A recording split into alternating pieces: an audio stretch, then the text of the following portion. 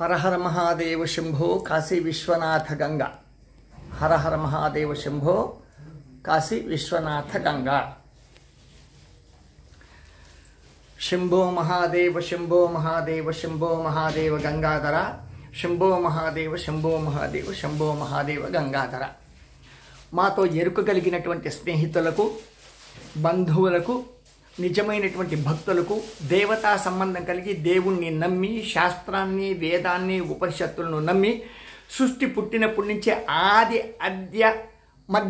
ఆది అంత్య మధ్యాంతరాలు రహితం లేకుండా ఉండేటువంటి పరమేశ్వరుని ఏకదాటిగా అంటే ఒకే దారం పైన ఒకే సూత్రం పైన నమ్మేటువంటి దివ్య భక్తులందరికీ కూడా ఇవే మా ప్రత్యేక ఆశీర్వాదాలు మాలాంటి వాళ్ళు ఏం చేస్తామంటే మేము డబ్బులకు దేవతలను మంత్రాలను శక్తిని ఆశీర్వాదాలను అమ్ముకోం.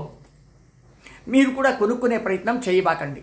ఎవరు అమ్ముకునే వాళ్ళు లేరు, ఎవరు కొనుక్కునే దానికి కాదు ఈ సృష్టిలో కూడా.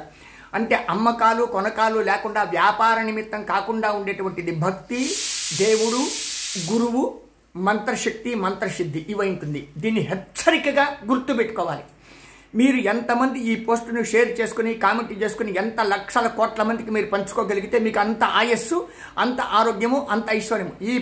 ఈ రోజు పోస్టును మీరు ఎంతమందికి గానా మీరు పంచుకుంటే, ఎంతమందికి మీరు అడ్వర్టైజ్మెంట్ చేసుకోగలిగితే అంత మీకు ఆయస్సు, ఆరోగ్యము. నిమ్మకాయలు, వంకాయలు, టెంకాయలు ఇంకేమన్నా కాయలు లేపడమో అథవా మంత్రసిద్ధులు చేసుకుని ఒక తరహా శ్మశానాలు కూర్చొని పీనికిలి మీద ఏమన్నా తపస్సులు చేయటమో, లేకుండా పోతే భద్రకాళీలు, మహంకాళీలు, భైరవిలు రకరకాలైనటువంటి భూత ప్రేత పిశాచ మాంత్రికుల దగ్గర పూజలు చేయించుకుంటూ వచ్చేటువంటి ఐశ్వర్యము తాత్కాలికం.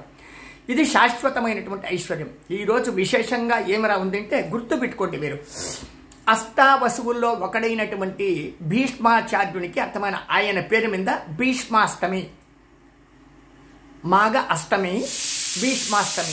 ఈరోజు భీష్మాష్టమి గురించి, భీష్ముని గురించి మనం ఏం చెప్పుకుందామంటే ఆయన కౌరవులకు పాండవులకు ఒక తర పితామహుడు. అంటే కౌరవులకు పాండవులకు ఉంటే ఏం తెలిసిన, దుర్మార్గులకు సన్మార్గులకు ఆయనే గురువు.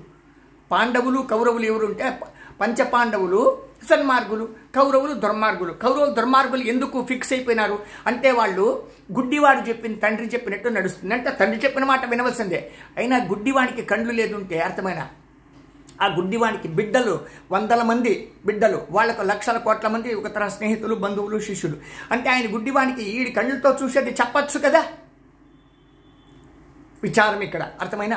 అట్లా కౌరవ పాండవులకు అర్థమైన కురుపితామహుడు, బంధువు, గురువు, అన్ని తరహాల ఆయన కుటుంబాన్ని గలాటాలు లేకుండా కాపాడేదానికి వస్తే విదేశీయ మోజుల్లో, విదేశీయ ఆశల్లో రకరకాలైనటువంటి పాపభూయిష్టమైనటువంటి పాపాలు చేస్తే అప్పుడు మనం నాశనం అయిపోతామని చెప్పేటువంటి కథ భారతము.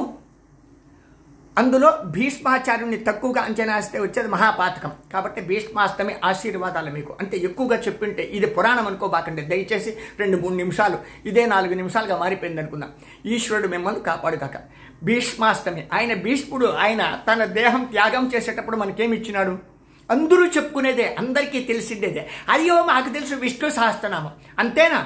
విష్ణు సహస్రనామంలో సృష్టి, స్థితి, లయ, లాస్యాలు అనేటువంటి 4 శక్తులు ఉన్నాయన్నమాట. అంటే సృష్టిలో విష్ణు సహస్రనామం లోపల ఉండేటువంటి రహస్య శక్తిని ఎవడు అనుభవిస్తే అంతకన్నా మించినటువంటిది శక్తి నభూతో నభవిష్యతి. సప్తకోటి మహామంత్రాల్లో లేనిది, 4 వేదాల్లో లేనిది, ఉపనిషత్తుల్లో లేనిది, అంతకన్నా ఎక్కువ తానైంది. అంటే భగవతి సర్వాత్మిక అయినటువంటి అంబికాపతి అయినటువంటి ఈశ్వరుడు, తానైనటువంటి యోగీశ్వరుడు, సాక్షాత్ కృష్ణుడు విష్ణువని, ఆ విష్ణువు సాక్షాత్ కృష్ణ పరమాత్ముడే అని చెప్పి అర్థమైన చెప్పకుండానే భీష్ముడు తాతగారు అంపశయ్య మీద అంటే క్షణగణన అంటే సెకండ్లు లెక్కబెట్టి తన దేహాన్ని ఇంకా వదిలేస్తాడన్నమాట.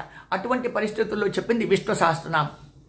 శుక్లాం భరధరం విష్ణుం శశివర్ణం చతుర్భుజం ప్రసన్నవదనం ధ్యాయేత్ సర్వ విఘ్నోపశాంతయేత్.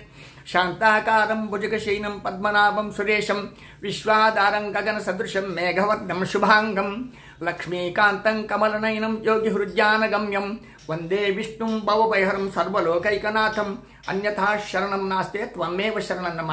తస్మాత్ కారుణ్య భవేన రక్ష రక్షణ యోగీశ్వర.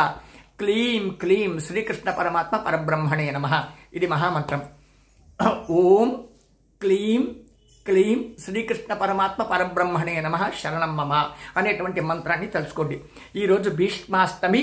భీష్మాచార్యుడైనటువంటి మన కురుపితామహుడు కురుకులకైనా ఇప్పుడు మనం ఉండేది అర్థమైన కురుక్షేత్రంలో మన దేహంలో ప్రతిరోజు కురుక్షేత్ర యుద్ధం నడుస్తూనే ఉంటుంది.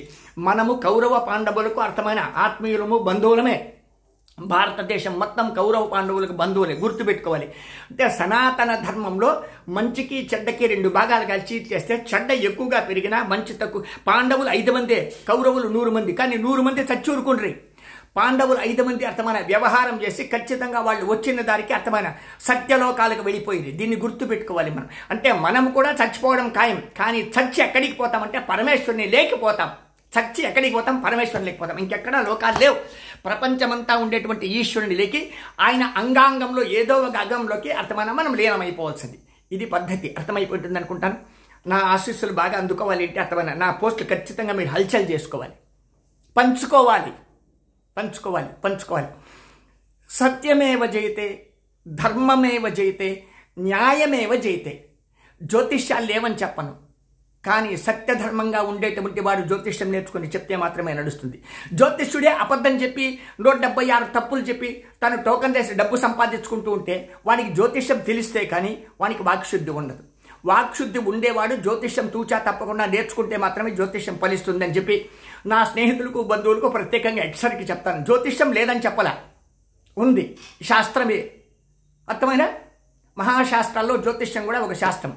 అంగశాస్త్రం, హస్త సాముద్రికం, జ్యోతిష్య శాస్త్రం, గృహవాస్తు శాస్త్రం, ఆరోగ్య శాస్త్రం, ఆనంద శాస్త్రం, పరబ్రహ్మ తదైక్యమయ్యేటువంటి శాస్త్రాలు ఎన్నో ఉంది. అనేక కోట్ల బ్రహ్మాండాల్లో 7 కోటి మహామంత్రాల్లో అర్థమైన శాస్త్రాలు కూడా గొప్పవే. కానీ సత్యధర్మం తానైన వాడు, సత్యవాక్కు పలికేటువంటి వానికి మాత్రమే జ్యోతిష్యం కానీ శాస్త్రం కానీ నీతి నిజాయితీ పద్ధతులు కానీ ఆశీర్వాదం చేసేటువంటి శక్తి కానీ ఫలిస్తుంది. అందరూ కూడా వేషాలు వేసుకుని డబ్బుల కోసమే బిజినెస్ చేసి నాకేమొద్దులేయా, నాకు కొన్ని లక్షల కోట్లుకున్నాయి, నాకెవరు ఏమి ఇచ్చే పనేమి లేదని చెప్పి ప్రతిరోజు టోకన్లు వేసుకుని సంపాదించేటువంటి వాళ్ళను మీరే తూకమేయండి. అంటే ఈ ప్రశ్న మీకే, ఈ జవాబు కూడా మీకే. నాతో ఎరుక కలిగిన భక్తులారా, నేను ధర్మ భిక్షుకునింట ప్రతిరోజు భిక్షం ఎత్తుకుని బతకమని శాస్త్రం. బ్రాహ్మడు కానీ గురువు కానీ భిక్షం ఎత్తుకుని బతకాలి.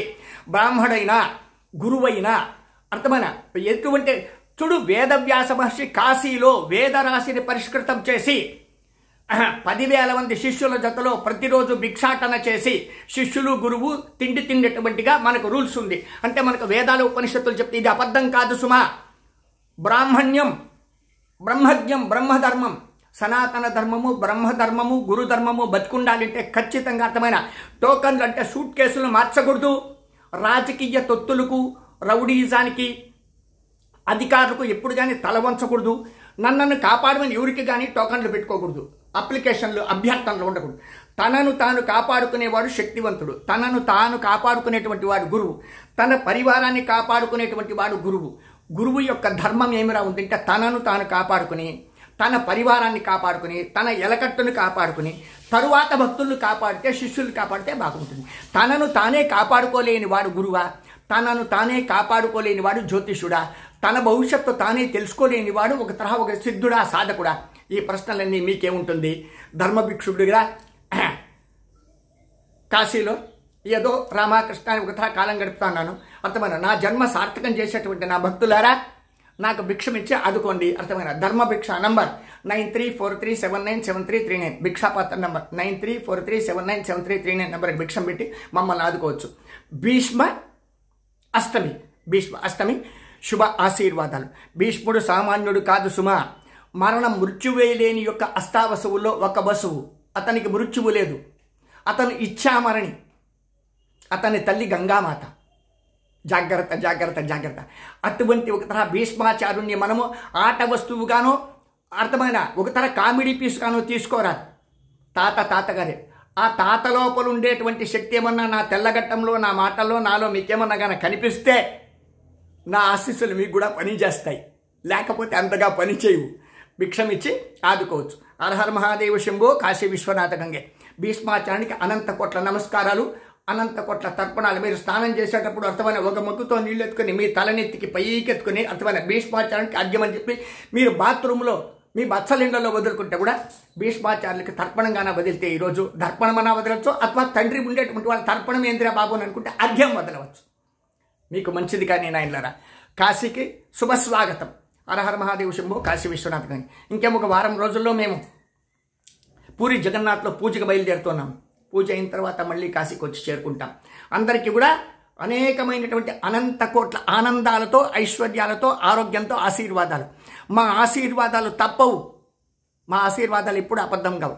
కాకపోతే మా మాటలు పాటించేటువంటి మా ఫాలోవర్స్, అంటే మా అనుభవాన్ని అనుభవించేటువంటి వారికి మాత్రమే మా ఆశీర్వాదాలు పండుతాయి, మెండుగా ఉంటాయి. శుభ మహాదేవ మహాదేవ భారద్వాజ ఆశ్రమం, కోల్వా వినాయక్, కాశీ ఎన్క్లేవ్ ఆపోజిట్. ఈ మహాక్షేత్రంలో మేముంటాం. పరమేశ్వరుని యొక్క కృప. హరహర మహాదేవ శంభో కాశీ విశ్వనాథ గంగే. ఈరోజు మా పీఠం లోపల పూజ. హరహర మహాదేవ్, హరహర మహాదేవ్, హరహర మహాదేవ్, హరహర మహాదేవ్. శుభం పోయేస్తున్నాయంటారా. మహాదేవ శంభో, మహాదేవ శంభో, మహాదేవ శంభో, మహాదేవ శంభో, మహాదేవ. హరహర మహాదేవ, హరహర మహాదేవ, హరహర మహాదేవ. గుర్తుపెట్టుకోవాలి నాయన. ఒక కృష్ణుని మంత్రాన్ని చెప్పడం ఆనవాయితీ. చెప్తా, గుర్తుపెట్టుకోండి. ఈశ్వర కృపా కటాక్ష సిద్ధిరస్తు. కృష్ణాయ వాసుదేవాయ హరయే పరమాత్మనే ప్రణతః క్లేశనాశాయ గోవిందాయ నమో నమః. విష్ణు సహస్రనామానికి మూలమైనటువంటి ధ్యాన శ్లోకంగా అనుకోండి. త్వమేవ మాతా పితా త్వమేవ, త్వమేవ బంధు సఖా త్వమేవ, త్వమేవ విద్యా ద్రవిణం త్వమేవ, త్వమేవ సర్వం మమ దేవదేవ, త్వమేవ సర్వం మమ దేవదేవ. కృష్ణాయ వాసుదేవాయ హరయే పరమాత్మనే ప్రణతః క్లేశనాశాయ గోవిందాయ నమో నమః. గోవిందా, మీకు తెలియని రహస్యం, ఈశ్వరుడు రామనామం మాత్రమే తపస్సు చేస్తాడు అని అనుకుంటున్నారు. కాశీలో అర్థమైన గోవిందునికి అర్థమైన అన్ని శక్తులు ఇచ్చినాడు. తను గోవిందుడంటే అర్థమైన తన పంచప్రాణాలు పులకించిపోయేటువంటి దివ్య శక్తిని భక్తులకు ఇచ్చేటువంటి ఏకైక రహస్యనామం గోవింద. కాశీలో ఈశ్వరుని గురించి తలుచుకునేటువంటి ఏకైక నామం గోవింద గోవింద గోవింద గోవింద గోవింద గోవింద గోవింద గోవింద గోవింద గోవింద గోవింద గోవింద గోవింద గోవింద గోవింద. గోవింద నామాన్ని ఎవడైతే కాశీలో క్షణం బిడువు లేకుండా ఎన్ని రోజులుంటే అన్ని రోజులు తప్పించగలుగుతాడో వాడికి సాక్షాత్ విశ్వనాథుడు కనిపించి అర్థమైన ఆటోగ్రఫీ ఇవ్వచ్చు, హగ్గు చేసుకోవచ్చు, అథవా సెకండ్ ఇవ్వచ్చు. మీ అదృష్టాన్ని మీరే పరీక్షించుకోవచ్చు. ఇది అబద్ధం కాదు, నా మాటలు అబద్ధం కానే కావు. కాశీలో విశేషమైనటువంటి రహస్య మంత్ర జపం, నామ జపం గోవింద గోవింద గోవింద గోవింద. కాశీ క్షేత్రం మొత్తం సర్వశక్తిగా ఉండేటువంటిది గోవిందనామం, గోవిందనామం, గోవిందనామం. ఈశ్వరునికి చాలా తృప్తి కలిగినటువంటి గోవింద ముకుంద ముకుంద ప్రియ, గోవింద ముకుంద ముకుంద ప్రియ. కొన్ని రహస్యాలు మా దగ్గరకు వచ్చి అడిగి తెలుసుకోవచ్చు, కానీ ప్రశ్నలుగా మిడిమిడి జ్ఞానంతో అడగరాదు. భక్తితో అడిగితే ఆశీస్సులతో అందజేస్తాం. హరహర మహాదేవ శంభో కాశీ విశ్వనాథ గంగా. శుభం పోయేస్తున్నాయిలారా.